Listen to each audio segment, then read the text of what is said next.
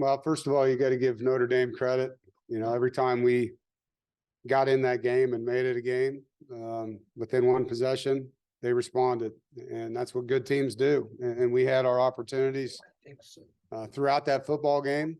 There were times where we did some really good things and too many times where we self-inflicted things, uncharacteristically gave up big plays on defense at inopportune critical moments of the game that swung momentum their way. Weird day, obviously, with the break after the first quarter and then a second quarter and then a halftime and all those things. So, a 6-hour or 5-hour game there.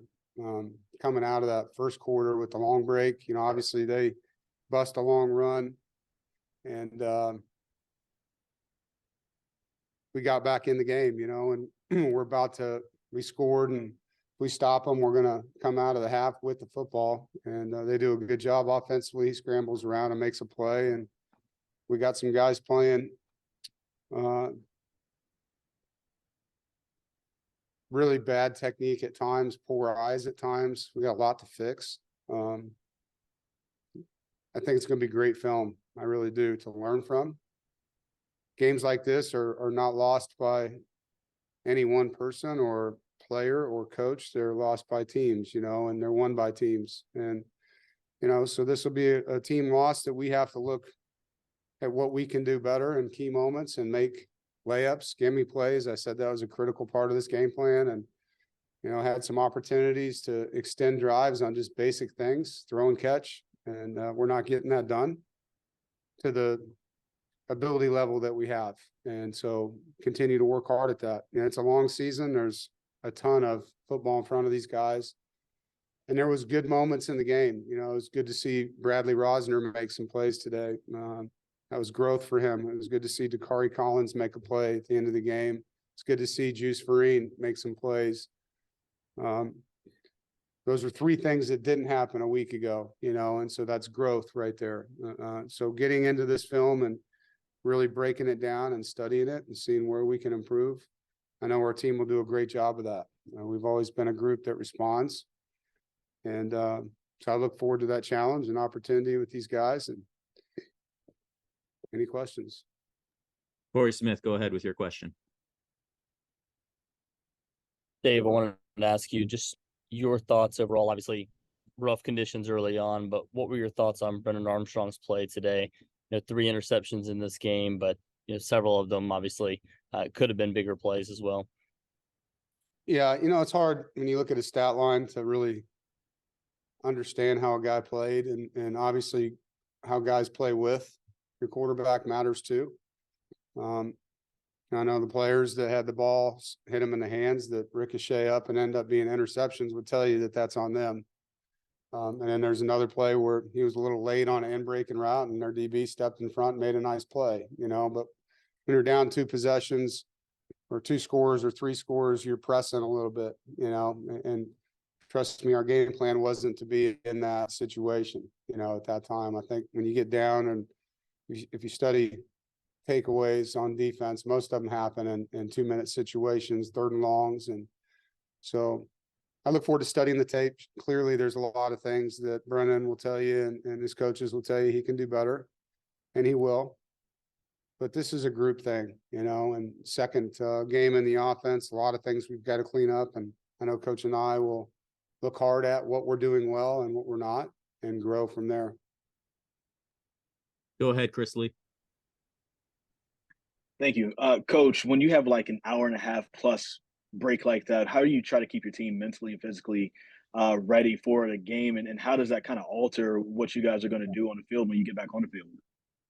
It's hard because it's not like they said, hey, we'll see you in 90 minutes. It was every 30 minutes we got a new update. And so, we brought them inside, told them to take off their wet gear, put on dry stuff.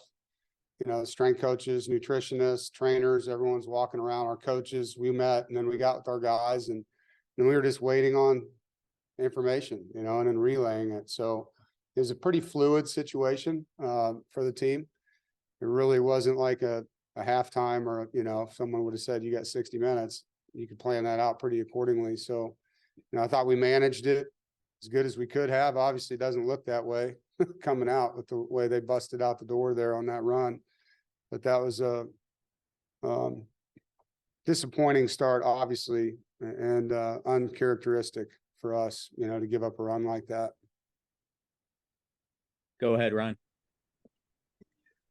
Dave, when you have a guy like Juice Verdine come in and have the performance that he does and kind of maybe in some of the minutes he wouldn't normally have, do you kind of, as you go through the next week or so, do you game plan to kind of maybe get more looks for him down the line? Yeah, that's the one thing, you know, with coach's offense, it's you're going to earn your reps. And so as guys perform and earn that, they're going to gain repetitions in the game. And so it's really about building trust, you know, with the play caller as a player that's out there. If you're a guy that's not making plays and someone else is, then they're going to earn that opportunity. And so that's the competitive piece of this game. And that's the one area that Robert does a nice job of, is getting the guys in the game that are making the plays and finding ways to get them the ball. Go ahead, Ethan.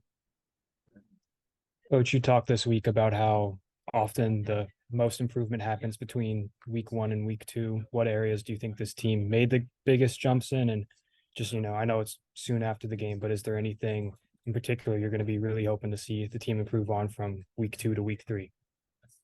Well, we didn't, you know, I mean, and again, as you break this game down, it was an awkward game with the delays and everything that happened, but we had too many penalties that were self-inflicted, for one, too many drops.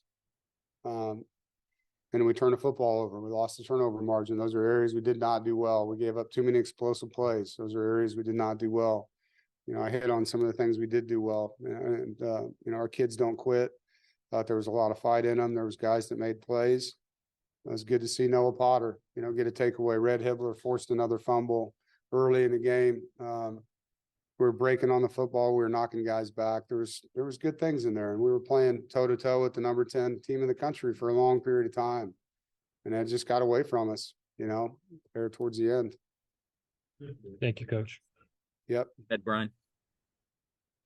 Yeah, Coach, you mentioned the fact that every time you got close, Notre Dame was able to score again. Is there anything you can attribute that to, or what sort of happened every time you got within a possession or a few points? I think you got to give them credit first, you know. I mean, they came out and executed those drives after we did. They responded. We did the same thing a week ago.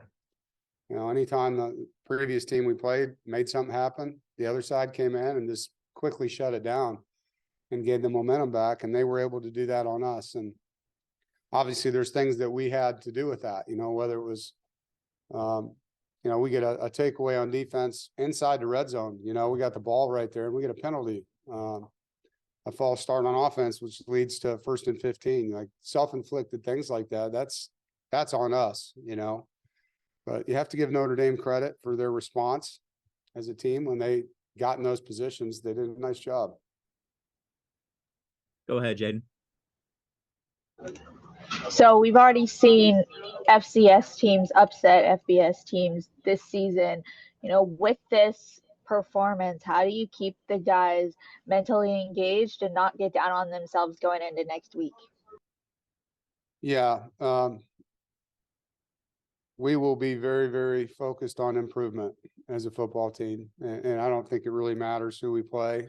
And I know what you're talking about with who our next opponent is, but there's going to be so much on this film that we're not going to like, that it's not going to be hard to get out there and focus on the improvement that needs to take place. And there's a lot of football in front of this team, and they all understand that we got to get a lot better fast to make it the kind of season we want.